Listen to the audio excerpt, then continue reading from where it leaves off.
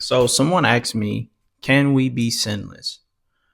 As Christians, can we be sinless, have no sin whatsoever? You know, and the short answer is no, but I'll go more into depth. Why?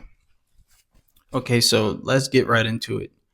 Should we continue in our sin? No, we shouldn't continue in our sin. We shouldn't look to sin, but it is part of our nature, us being born of Adam. And I say that being born of Adam because Adam was the first man. So by that, sin was brought into the world because Adam and Eve, they disobeyed God, which is a sin. To disobey God is to sin.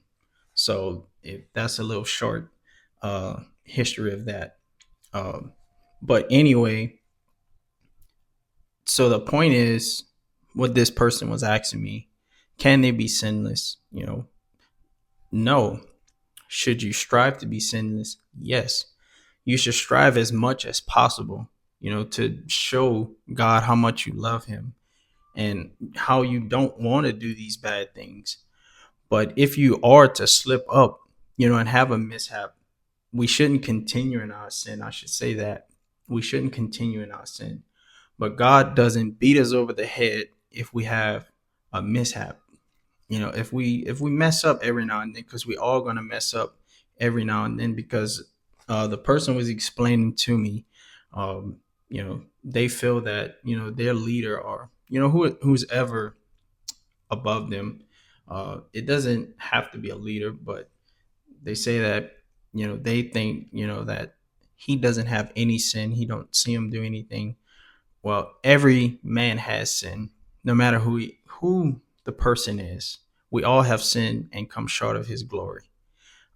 So let's get right into it. So I have this verse up here, and you guys can read it. This is Romans 5, chapter 5, verse 5. And let's just read it. But God shows his love for us in that while we were still sinners, Christ died for us. So that right there should speak volumes, that in itself. Because before we had any idea who Christ was, any idea, he still died for us. Like I said, we shouldn't continue in sin, but this right here should speak volume to everyone, that sees this. Christ died for us while we were still sinners. Before we had any idea or any, type of observation